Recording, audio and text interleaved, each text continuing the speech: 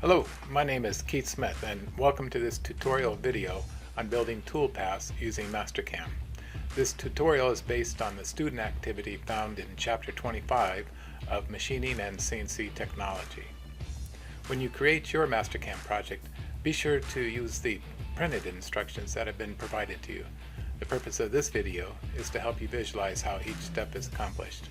Alright, let's begin. I'll be using Mastercam 2017 for this demonstration. If you are using a different version of Mastercam, it should look very similar. In step 1, you will open Mastercam and import the solid model created in the Chapter 24 student activity. To do this, look under the File menu, select Open, and browse for the file on your computer. And we're going to limit the type of files that Mastercam will look for. And to do that, select the Solidworks Files option, and then look for the location that your file will be stored in. Now that we have our part opened up in Mastercam, we're going to move to step 2, and there's two things that we want to check in step 2. One is the orientation of the part.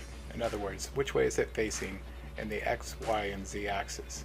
We want the pocket to be facing up in the Z axis. The other thing we're going to check is the position of the part in the Z axis, but we'll get to that in just a moment. First, let's check that orientation. To do that, we'll open up the Planes Manager. And right now we're in the top view. We're going to right-click the screen and switch to an isometric view. I'm going to highlight that top work coordinate system again, and now I can see the triad, which is showing me which way the part is facing in the Z axis. And as we can see, the pocket is facing up in the positive direction of Z, so this is good. If there had been a problem, you would have to rotate the part, and that's described at the end of your printed instructions. But right now, we know that the part is oriented properly, and it most likely will be when you open up your project. I'm going to move to a front view so that I can see how the part is positioned in the Z axis. So I'm going to select front view, and again I'm going to hit the top work coordinate system so I can see the triad again. And you can see that the triad is at the bottom of the part. I'd like to have the triad at the top of the part and make the top of the part Z0. So to move the triad to the top of the part, we actually will have to reposition the part downwards.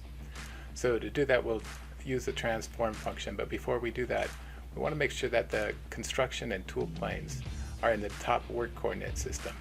Just click on the boxes in the top work coordinate system row. Then open up the transform menu options, select translate, and we're being prompted to select the object we want translated, so we'll click on our part, we'll end selection, and then we'll get ready to move this part. We want to make sure that the move option is selected. Normally Mastercam will default to copy, but we don't want two parts, we just want to move the part we have. So make sure the move function is highlighted, and on the Z value enter -, 0.875 because that's how thick our part is, and we're going to move it in the negative direction. And we're going to OK this, and notice that our part now is dropped down. And if we highlight our top work coordinate system again, we'll see that the triad now is at the top of the part. Alright, so that's step 2, and now we'll move on to step 3, where we'll set up the machine and stock. So before we leave this plane manager, just make sure again that the CNT is in the top work coordinate system. And now we can go ahead and open up the Toolpath manager.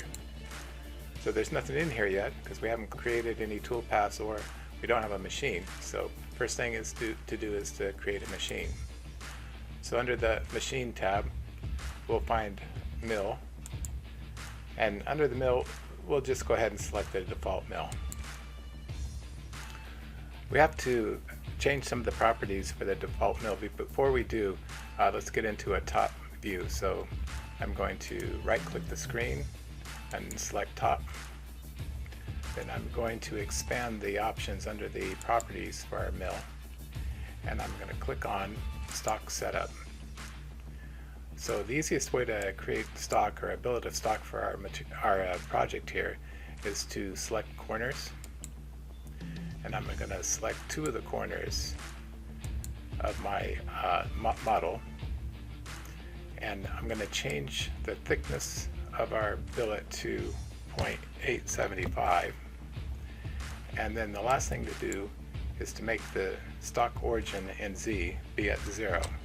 That way it will match the 0 of our part. Okay, once that's good, I can OK that, but I want to go back to tool settings, and this is important. I want to have the tools assigned sequentially. These other two options should also be selected, and we're going to get our feed calculations from the material. Okay, that's it for the properties, so we can go ahead and OK this. We're ready to move on to step 4. So in step 4, we're going to create toolpaths, and we're going to use feature-based milling. So this was discussed in chapter 25. So we'll see how it works. So we're going to click on Toolpaths, and then to find this selection, we're going to have to expand this gallery and look for feature-based mill. So we'll select this, and we're going to default to the settings Mastercam as selected and just OK this. We could enter a new NC name if we wanted to, but I'm just going to leave it to the defaulted name, and we'll let Mastercam do all the work. So this may take a minute depending on the speed of your computer. There's really a lot of thinking going on here, so just need to be patient. So all these lines show the center line of all the toolpaths that Mastercam has just generated. The next thing we got to do is to install that 3/8 hole. So this is a drilling operation. So this time we're going to select feature-based drilling, and we'll go ahead again, just default to the settings that Mastercam already has selected. Let it do its thing, and that should be completed. Now, most likely you'll corrupt these previous operations slightly. It's no big deal. We'll just have, it's considered a dirty operation when it has a red X through it. So we're just going to regenerate all dirty operations and let Mastercam clean those up. So we should be all done now with the toolpath part, but we can take a look at an animation of what these toolpaths will look like by selecting all operations and then selecting the verify selected operations icon.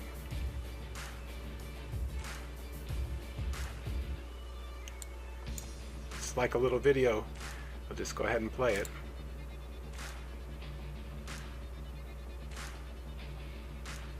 And then that's what it should look like. So it looks good. So we'll accept that. In step 6, we'll create the program code for this project. If you're using a home learning edition of Mastercam, then you won't be able to create code.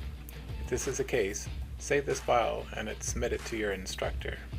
If you are at school and using the school's computer and software, you most likely will be able to create an NC program, so continue on to step 6.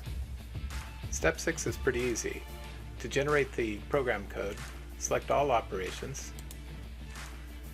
click on the post selected operations icon,